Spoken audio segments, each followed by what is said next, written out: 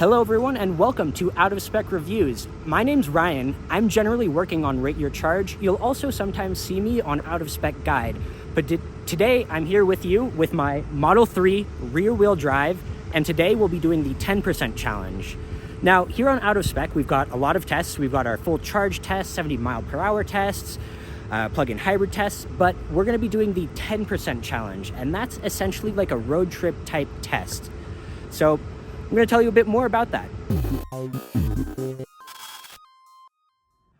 The 10% challenge is a new out-of-spec test, and it's meant to somewhat simulate a road trip. What we do is we run a car down to 10% and precondition the battery so that when we plug in, we'll get maximum charging speeds. We make sure to go to a charger with where we can get those maximum charging speeds, and we plug in. We start a timer and see how long it takes from when we first plug in to when the contactors click and it starts charging. That's what we call the handshake time. We start a timer once the handshake completes and it starts charging, and we charge for precisely 15 minutes. We then unplug and then get in the car and just hop onto the highway over there. In this test, we're actually going 80 miles per hour instead of our 70 mile per hour range test. The reason we're doing that is because we think it's a bit more representative of an actual road trip. In most parts of the country, a lot of speed limits are 75, 80, so 80 is a much more reasonable speed for a lot of the time. To that extent, we're doing a lot of things similar to our other tests. So we're setting our tires to manufacturer recommendation pressures. We're running our air conditioning on 68 to 72 to keep things comfortable, and overall just trying to keep things efficient as possible, but at, in this case, 80 miles per hour. So when we finish plugging in, we'll hop onto that highway, as I mentioned, and we'll drive. Once we get about halfway through our battery, we'll turn around, and we're going to try to get back to this station with 10% left, right around there. It'll be difficult to get it precisely, so we might have to circle, might have to go a bit farther, but the idea is that we'll put in this station into our navigation, and that will precondition the battery. That'll make sure our battery is nice and warm, so we'll get maximum charging speeds when we plug in. Again, this is simulating a road trip. So we'll be driving back after we set the destination, and we'll be keeping an eye on the state of charge of the vehicle. Once it ticks over from 11% to 10%, that's where we'll mark our mileage, and that's our miles for our 10% challenge. As I mentioned, this is my Model 3 rear-wheel drive. I just wanted to show you a little bit as we get inside. I've entered service mode so you can get all the information. Less than 3,000 miles on the odometer, so it's broken in, but there shouldn't be too much degradation. And if we go over to our high voltage charging, we can see our battery's pretty close to 40 degrees, and that's exactly where it wants to be. It won't precondition any further. So as soon as we plug in, we should see peak speeds. I'm gonna go ahead and do that and get the timer set. It's a bit tough to film and get that timer started, and I'll be back with you guys shortly. Okay, I just plugged in the Model 3. It jumped up to 170 kilowatts, and it's already starting to taper. I saw a peak of 171. It took 7 seconds for the handshake to occur, and now we're just gonna sit tight for about 15 minutes. With this rear-wheel drive Model 3, we've got a 60 kilowatt hour LFP battery. That's lithium iron phosphate. It's a slightly different battery chemistry to what you typically see in most EV batteries. There are some benefits to it, the main one being that there's not quite as much degradation when you fully charge, meaning I can charge it to 100% and there's not as much of a penalty, so to speak, when you compare it to other vehicles. So this car is about $40,000 plus some tax credits if you're eligible. I think it's a really compelling vehicle. It's rated for 272 miles on the EPA cycle. I think that's pretty optimistic. I don't think we'll see anywhere close to that, even on the 70 mile per hour range test. Regardless, this has been a great vehicle. The range has been solid and efficiency has been really great. There's only about 2,000 miles on the odometer, so I think this is a best case scenario for this vehicle. We've got very little degradation. The tires are broken in. Beautiful weather. It's about 70 degrees. No wind. And just to tell you a little bit more, it's got our OEM tires, the Michelin Primacy MXM4, and those tires were set this morning when they were cold to 42 PSI. And again, I think this will be a really interesting test, and I think it'll be able to set a pretty solid benchmark for a lot of vehicles in this entry-level EV price point, around $40,000. I'm excited to see, well, how much it charges and how far we can go with that. As I mentioned before, this 10% challenge is really meant to be kind of a road trip simulation. So to that extent, we've kept the AC running. In the real world, if you're on a road trip and you're in the vehicle, you're gonna have HVAC going. You're gonna keep yourself comfortable. Additionally, once we're out on the road and we find our turnaround point, I'm going to put this supercharging location into the navigation. What that will do is precondition the battery so that it's nice and warm and toasty when we return. This is pretty realistic in how people actually road trip, because you're going to want to precondition and get the best charging speeds. This will slightly reduce our actual range since some energy will be used to heat up the battery, but again, we're trying to make this realistic and representative of what you might experience on a road trip. Okay, I just unplugged.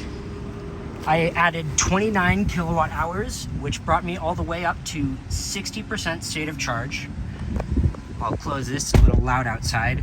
So again, we're just going to be using testing procedures that are pretty similar to what we do with our 70 mile per hour range test. So I will go ahead and exit our service mode. I'm going to reset our trips, so give me a moment to do that.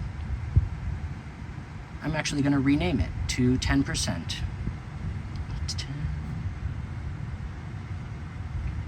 Save. So we're going to be using that 10% trip to keep track of everything. And again, all I have to do is hop onto the highway right over there, and then calm, easy acceleration up to 80 miles per hour, kick on autopilot, and cruise. And basically that's it. We'll see how far we go, and once we get to somewhere around 35-ish%, I can put in this supercharger again and navigate back. The plan is to keep that 80 miles per hour for as much as possible. There are situations where you may have to slow down, so if that happens, I can speed up a little bit, try to even it out. But all in all, it'll be mostly at 80 miles per hour. We'll keep that at 80 miles per hour. We'll also keep the AC running. I'll keep it at 68, and that's pretty comfortable for me right here. And with that, I'll reset the trip meter and we can get started.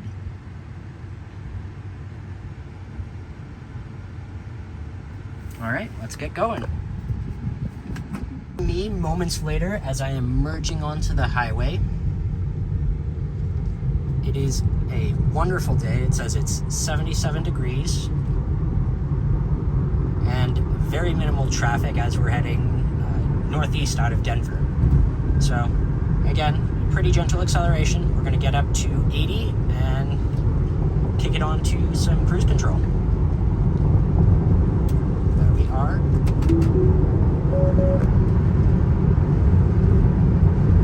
All right, and we're rolling. So basically we're just gonna be keeping it going. We are just a couple miles in, or I guess just 1 mile in, and we're doing some real slow passes. I've got this set at 81, which is about 80 GPS, and it takes a while to pass some of these trucks, but these are our testing procedures and we'll continue with them. I'm looking forward to see how hopefully this efficiency continues to drop and what kind of range we'll see. I wanted to talk about road tripping speeds a little bit. So, as everyone knows, efficiency goes down as your speed increases. Air drag is a function of velocity squared, so as velocity increases, your efficiency goes down and down and down. So you'll see a lot more range as we do in our 70 mile per hour range test compared to going about 80 that we're doing here. But that doesn't necessarily mean 70 miles per hour will get you to your road trip destination faster. In fact, that's often not the case. Even though it's a little bit less efficient to be driving at 80 miles per hour, oftentimes it doesn't matter that much because charging speeds can make up for it. In the end, you'll get to your destination faster if you drive faster. Of course, there's a limit, and that depends on the vehicle. Some vehicles, it's closer to 90-ish. but there are certain vehicles where dropping your speed may actually be your best bet. And as a former Bolt owner, unfortunately, I know this from experience. It will actually be a little bit faster if you drive at 70 miles per hour and ride the charging curve there instead of 80 miles per hour, just with how slow it charges. However, that's a pretty extreme case using the Chevy Bolt. Almost every single vehicle on sale now charges much faster.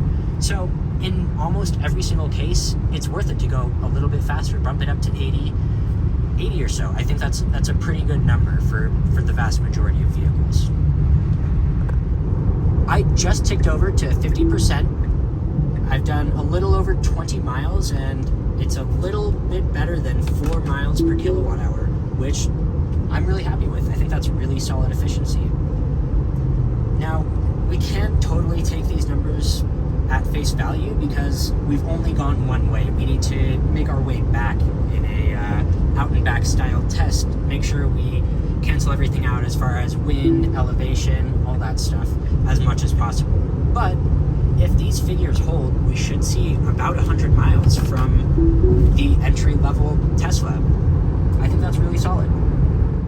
You're joining me as I rejoin the highway. I just turned around. I'm going to bring it back up to 80. We've gone 57 miles, well over 4 miles per kilowatt hour. Right now it says we'll get back to the charger with 8%, which is not quite 10%. So what we will do is we're going to figure out exactly when we move over from 11 to 10% and figure out what number that is. And that will be our 10% challenge number. But we've got 50 plus miles to get there, so let's keep it on rolling. I would also like to point out, while we are above 4 miles per kilowatt hour, this is a loop style test, out and back. So we are on this way back going to counteract any elevation gain, as well as hopefully as much wind as we possibly can. So that will give us a much more accurate number. But as far as where we are now, that's a very solid number, especially when we're going 80 miles an hour. We just ticked over to 99 miles. We're a little bit under 4 miles per kilowatt hour, so a little less efficient on the return leg. But with that 99 mile number, we are now officially further than we went in the Model Y. And that was actually the long range. It's worth mentioning that had the big wheels, and it was also a Hertz rental with 12 or 13,000 miles, so there was some battery degradation, but doesn't change the fact that we have gone further in the standard range Model 3 than we did in the long range Model Y now. We've still got 4% to go, so got some miles left. I wanted to point out that the car is now preconditioning for the supercharger. Again, like I mentioned before, that will use some energy, so we'll use a little bit of range, but again, that's realistic because you precondition when you're on a road trip. Just a couple more percent to go and we're at 103 miles. Okay, as you guys see, we just ticked over to 10% and our final number is 106 miles. 260 watt hours per mile and 28 kilowatt hours used. I think that's a really solid figure. We're 7 miles from the charger, so not too bad. And we are preconditioning, but again, those are our final numbers. I'll see you when we get back to the charger for a bit of a wrap-up. Welcome back to the charger. We have now successfully completed the 10% challenge. And again, that number for the rear-wheel drive Model 3 is 106 miles. We had an efficiency of about 3.8 miles per kilowatt hour, which is really solid for those speeds. And again, that 106 mile number is really solid. It's a lot better actually, or better than the Model Y long range that we tested previously, meaning this Model 3 standard range is now in second place in our 10% challenge.